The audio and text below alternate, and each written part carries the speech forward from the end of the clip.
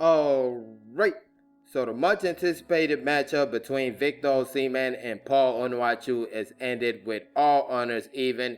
We had the current joint leading scorer of the league, which is the Turkish Super Lig, going up against the reigning Golden Boot winner of the Turkish Super League.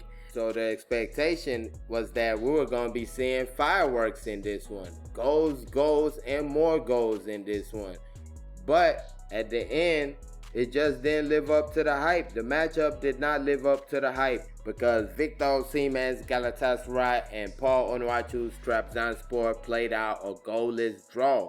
Now, before we go any further about the match and the performances of Victor Osimhen and Paul Onuachu, please make sure to like this video, subscribe to the channel, all that good stuff. Thank you very much. So yeah, Galatasaray, Trabzonspor play out a goalless draw. Victor Osimhen and Paul Onuachu both held scoreless in this one. When it comes to the game in total, I felt like it was a real good one, a good contest between the two sides. They went toe-to-toe, back and forth. Some good chances in the game, some good chances created by both teams. I think both teams hit the woodwork on the day. So it was some good attacking football on display. But at the end of the day, neither team could get the ball in the back of the net. The finishing on the day, unlucky in some parts, but in other parts, just not good enough. Galatasaray, they had the more of the possession, the more of the chances. Victor Osimhen on another day probably gets 1 or 2 goals. Still not the cleanest of performances on the day. Now on the Trabzonspor side, I felt like they were kind of using Paul Onuachu like a decoy out there. They were not going to him like I would have expected. The crosses in the box were limited when it came to aiming for Paul Onuachu. They had a couple of situations for the other players, but they were not getting Paul Onuachu the ball in the box in that highest position where only him can reach. Now, they did have a number of really good opportunities, hit the woodwork once themselves, so maybe that was part of the plan, but I felt like in a game like this, you go for your man. And you look at Galatasaray, they're using Mario Lemina as a makeshift central defender.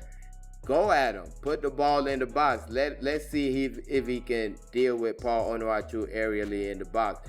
I thought that was a good opportunity for Trabzonspor to take advantage of something.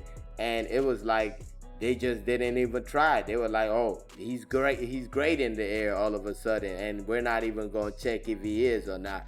So I was kind of disappointed by that. Now, that being said, when it comes to the two Super Eagles strikers, they both played 90 minutes in the game. For Victor Osimhen, of course, this is great news. His first 90 minutes played since the 30th of August.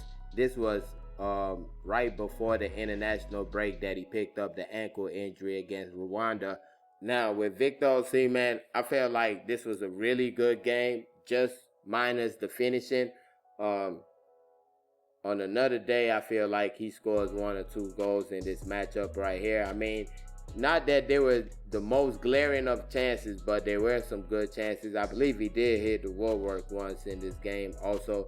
But yeah, he had a couple of moments in the game. He was lively all through, pressing. I felt like his teammates might have not been at that level of intensity that he was.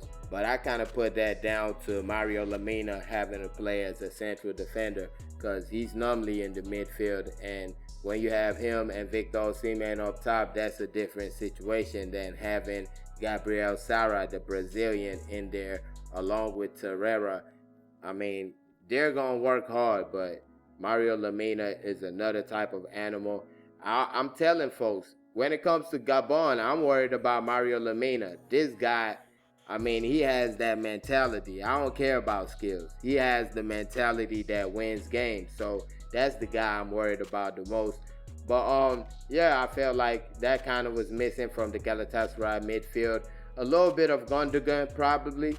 Somebody that can really just calm the game down himself and pick out a pass from that midfield. I think maybe that was missing a little bit from the Galatasaray side. But like I said, on another day, Victor Osimhen scores 1 or 2 goals and they win that match. Now, next up for Victor Osimhen and Galatasaray will be the Champions League. They'll be taking on Ajax this coming Wednesday, the 5th of November, 9 p.m. Nigerian time will be the start of the match.